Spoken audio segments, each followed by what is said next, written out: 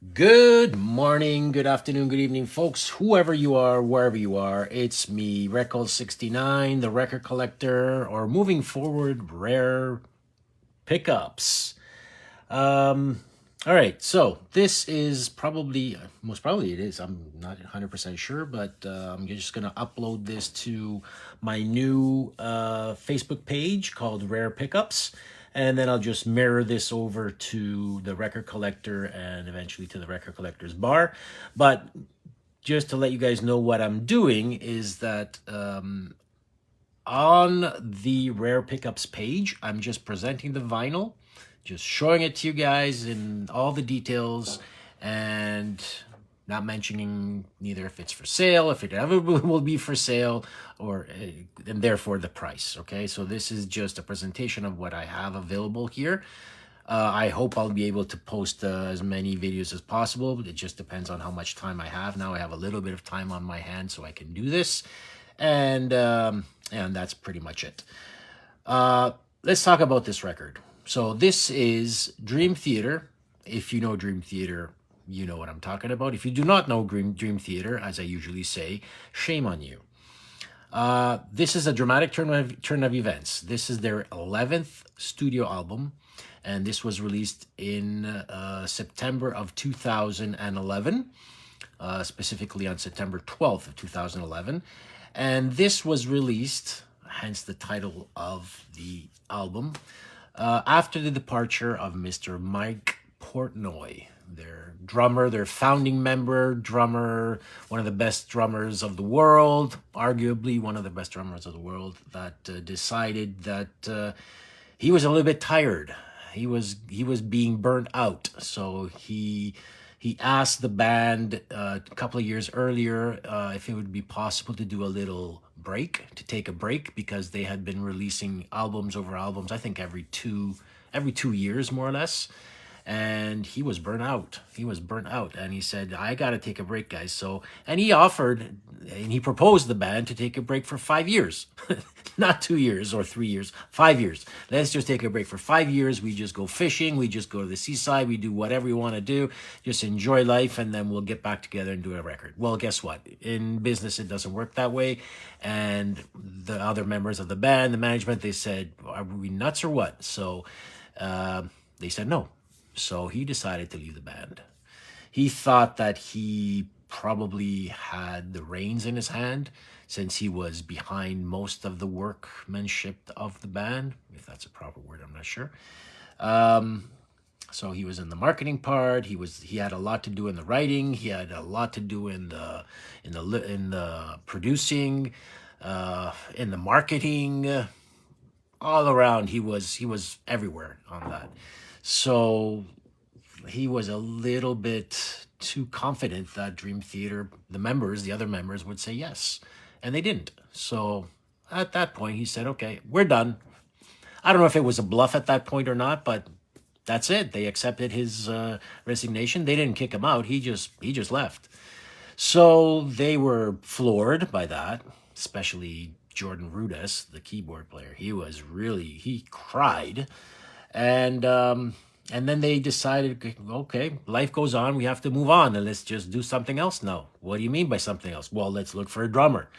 So they did auditions in New York City. They auditioned I don't know, 6 or 7 other drummers. And I think there's a documentary on YouTube called "The Spirit Carries On" that shows exactly how things went. And at the end, Mike Mangini, he played in a lot of bands. He was a hired gun for a lot of bands, just like Eric Singer used to be before he joined Kiss. But on the other hand, Mike Mangini was considered one of the best drummers in the world at that time as well, and one of the fastest, if not the fastest drummer in the world, for what it may count. And I think Mike Mangini also played in Extreme for a brief period of time in Waiting for the Punchline album. But anyway, he joined Dream Theater, and I really liked the guy. He was a great person, really, really great. He still is a great person. And this was the album that he made his debut on, Dramatic Turn of Events. So this is why Dream Theater decided to give this title. Keep in mind also that if you check the previous album before this, Black Clouds, It's Black Clouds and Silver Linings from 2009, 2 years earlier. You will see it's a dark cover. I don't have it here with me. It's a dark cover, and there's a little door in the back. If you look at the color of the door, like the door that is slightly opened, just look behind that door, what you can see. And it's funny. You can see part of this cover here coming up, okay? Anyway, this here is their 11th studio album. It was released on September 12th, 2011. Let me give you a little bit of notes about this, the production here and everything. Let's see. For a dramatic turn of events, Dream Theater underwent a self-proclaimed musical change, reevaluating and restructuring themselves. The album has drawn stylistic comparisons to two of the band's past albums, Images and Words from 1992 and Metropolis Part 2, Scenes from a Memory, 1999, which is arguably one of the best progressive metal albums of the decade between 2000 and 2010. That's what came out, or that's what they said. But I love that album, nevertheless. But a lot of people argue that it's not their best album. I love that album. Many songs on the album were written with specific purpose in mind, as Petrucci, one of the album's primary composers, felt a sense of responsibility to the fan following Portnoy's departure. That's true. Okay? So, anyway, this had received at that time mixed reviews. I would say, on average, between all the big guys, I would say scored out of 10, probably around 7. I really love this album. I really dig it. Mike Mangini's drumming on it was just as a hired gun because everything was already pre-done. So he didn't put anything new except for just a little bit of his style, but there's no participation in the writing whatsoever because it was already done when he joined the band. Okay. So this is 2011 sealed copy. It's the only pressing that, if I don't go wrong, it's the only pressing that was ever released. There was no reissues. Probably there was a European pressing, but I'm not sure about that. I didn't check that out. And this has become really hard to find. Folks, this has become really hard to find. I mean, if you check, the classic portals, Discogs, and eBay, there's a couple of copies that go like $600-$700 because they're signed. So I'm not even going to consider those. But on average, these go for in the ballpark between $150 and $200. Let's put it that way. This is still mint condition. This one here is still mint condition, as you can see. And this is the only one that I have currently available. I have another one that is in my vault, and I hope I will not pull it out, or have to pull it out, or want to pull it out. So this will be available sometime in the near future in the Record Collectors Bar, for starters. I'm not sure if it will be put up as an auction or if it will be put up as buy now. Excuse me. We'll figure it out, okay?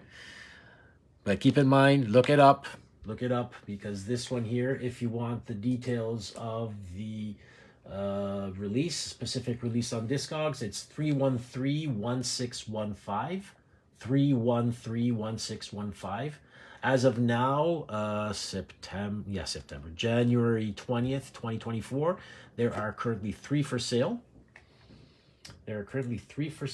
And there's one in the States. He's selling it. It says plays and looks great for $75 plus shipping.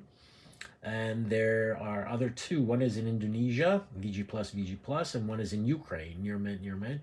One is 120 and one is 168. Those are the prices that they're going for on Discogs. On eBay, as I mentioned, it goes between 120 and $200. Those are the prices that these are selling for. It's funny because these up to a year ago, or a year and a half ago, you could find them easily at $50, $60. Not anymore. Okay. Songs to be noted on this record: on the backs of Angels, Lost Not Forgotten, This Is the Life, Bridges in the Sky is beautiful, Breaking All Illusions, it's spectacular, even Beneath the Surface. But Breaking All Illusions, that is one really beautiful piece. And I've seen Dream Theater every single time they came here in my neck of the woods. And you know, when the album is released, you listen to them and you start wondering which of these songs will be staples. And I'm pretty sure Breaking All Illusions will still stick on the backs of Angels. Obviously it will, because you know, it's the comeback of Dream Theater with a new drummer, and we all know that Mike Portnoy will be joining soon. It'll be funny to listen to Mike Portnoy on drums, or to see him on drums performing some of the stuff from this record here. All right, so that's about it. If you are watching this and you're not member of the Record Collectors Bar, join it. And I don't know. I'm going to put some links there if I have a chance, and then I'll come back with some other stuff to show you. Peace and love. Peace and love. Ciao.